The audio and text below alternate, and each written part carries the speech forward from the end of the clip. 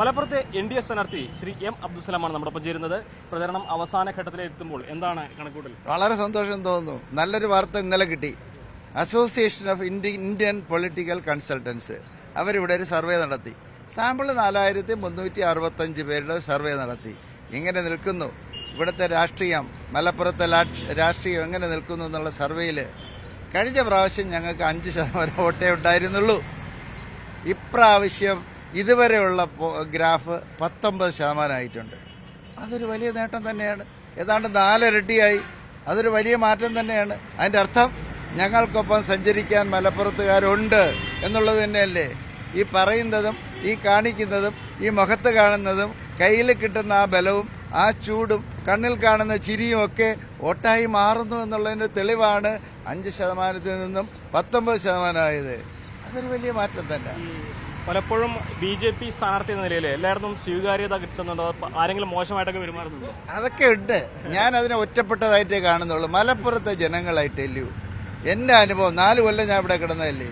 അവർക്ക് കെട്ടിപ്പിടിക്കാനും കുത്തിരിക്കാൻ പറയാനും കാപ്പ് കുടിക്കാൻ പറയാനും മദ്യ കഴിക്കണമെന്ന് പറയാനും അങ്ങനെയുള്ള ചിരിക്കാനും ഒക്കെ അവർക്കറിയൂ.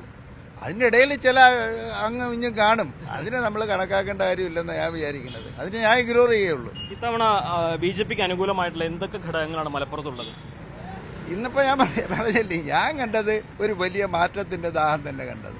നിങ്ങളിപ്പോൾ ഞാൻ എനിക്ക് ജയിച്ചു എന്ന് വിചാരിച്ചോ, നിങ്ങൾ എന്നോട് ചോദിക്കും എങ്ങനെ നിങ്ങൾ ജയിച്ചതെന്ന് ചോദിച്ചാൽ ഞാൻ പറയും 90% ഓഫ് ദി ജയത്തിൻ്റെ contribution with Modiji, Modi factor, Modi development, Modi initiated development. അതാണ് 90%. നമുക്ക് വോട്ട് പ്രധാനമായിട്ടും കിട്ടാനുള്ളൊരു ഉപാധി അല്ലെങ്കിൽ അതിന്റെ സാധ്യത നരേന്ദ്രമോദി എന്നൊരു സംശയമൊന്നുമില്ല. മോഡി ഫിനോമിനൻ തന്നെ, മോഡി മോഡൽ ഓഫ് ഗവേണൻസ് തന്നെ, മോഡിയുടെ പ്രോഗ്രാം തന്നെ.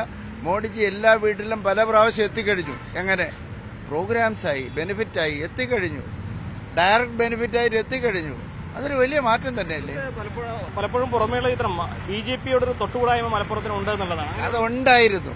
ഞാൻ പറയാം, കഴിഞ്ഞ 3 ദിവസത്തിന് മുമ്പ് ഞങ്ങളുടെ 14 മൈലിന്റെ 14 മൈലില് 3 പ്രവർത്തകര് 68 മുസ്ലിം വീട്ടിൽ ചെന്നു. ഞാൻ പറഞ്ഞു നിങ്ങളൊരു ടെസ്റ്റ് വെരിഫിക്കേഷന് പോകാൻ പറഞ്ഞു.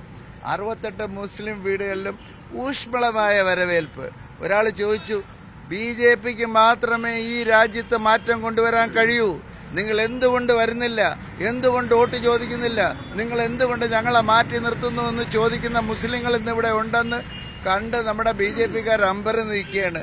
ഞങ്ങൾ അവരോട് ചോദിച്ചില്ലല്ലോ എന്ന് വിചാരിച്ചു. അങ്ങയുടെ അഭിമുഖത്തിൽ എവിടെ വായിച്ചു ഒരു പള്ളിയിൽ നിന്ന് മോശമായിട്ട് അനുഭവം ഉണ്ടായിരുന്നു? അതുണ്ടായി. ഈ മാദിൻ പള്ളിയിൽ ഞാൻ ചെന്നപ്പോഴത്തേക്ക് നിസ്കരിച്ചിറങ്ങി വന്നപ്പോഴത്തേക്ക് ഒരു മനുഷ്യൻ എന്നോട് പറഞ്ഞു, ബാക്കിൽ നിന്ന് ഞാൻ ഇങ്ങനെ ഈദ് മുബാറക്ക് പറഞ്ഞ് പോകുമ്പോൾ ഒരാൾ ചാടി വന്നിട്ട് എന്നോട് പറഞ്ഞു, എന്താണ് പറഞ്ഞതെന്നറിയോ, നിങ്ങളെ ഹിന്ദുക്കളോട് ചേർത്ത് നിന്ന് മുസ്ലിങ്ങളെ കൊല്ലുന്ന ആളല്ലേ, ഇറങ്ങിപ്പോ എന്നൊക്കെ പറഞ്ഞു.